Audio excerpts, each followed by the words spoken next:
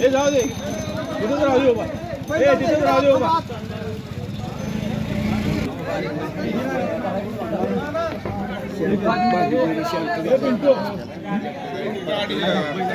Trolley बोलवा, trolley ते बोर्डरची सगळ्यांना बसून ट्राली बोलवा, कुठं बोलव ना मग पुढं. अरे 21 आहे त्याच्यात पोहोचते.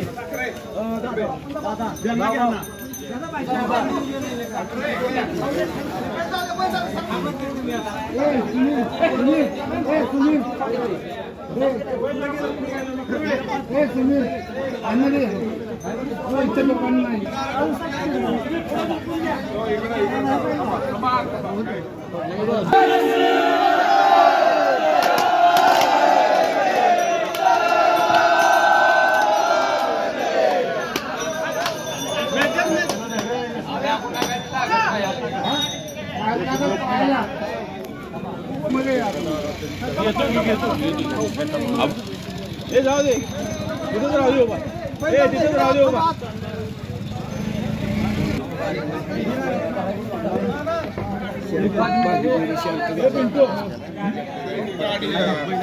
ट्राली बोलवा, ट्राली ते बोर्डरची सगळ्यांना बसून ट्राली बोलवा, कुठं बोलव ना मग पुढं.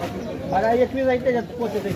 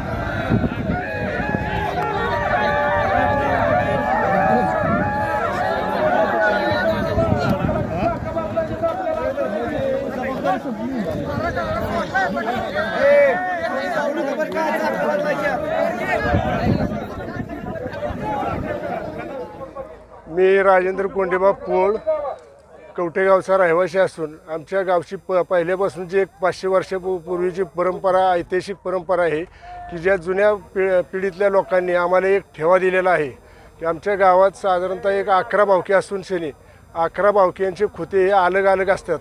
प्रत्येक खुत्याला एक वेगळा मान दिला जातो की एक खुता संपल्यानंतर दुसरा खुता अशा पद्धतीने असतो. ज्या टायमाला गावात वेशीवर जातं त्या वर्षी त्याचा खुता मान त्याला गावात गेल्यानंतर परत पुढल्या वर्षीच्या येणाऱ्या बगाडाला ही महाराष्ट्रातली प्रसिद्ध यात्रा असून शनी इथे बाहेरून बैल आणली जातात. बैलांची खरेदी 1 ते 1.5 लाखापर्यंत केली जाते.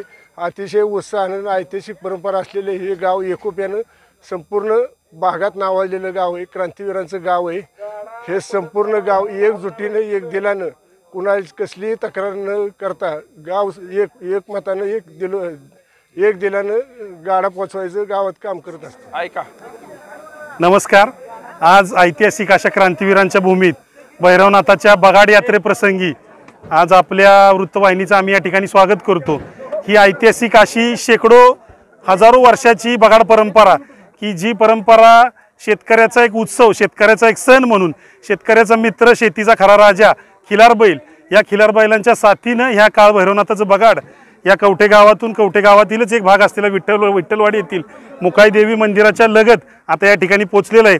आपल्या प्रतिनिधींच्या मार्फत आज पाहिलं असेल की हा जो उत्सव आहे हा गावच्या एकीचा, गावच्या समृद्धीच्या आणि ऐक्याचा, शेकडो वर्षाच्या, हजारो वर्षाच्या परंपरेचा चालत आलेला हा उत्सव आहे। तुम्ही या ठिकाणी पाहत असाल हा जो नाथांचा गाडा आहे, या गाड्याचं एक वैशिष्ट्य असं की थोड्या दिवसात तयार करण्यात आलेल्या काही वस्तू पूर्वीपासून पाण्यात जतन केलेल्या, काही वस्तू नवीन बनवलेल्या, विशेष म्हणजे या गाड्यामध्ये एकही लोखंडी वस्तूचा वापर, कुठल्याही साध्या चूक एखादी खिळासुद्धा याचा वापर न करता हा गाडा बनवला जातो।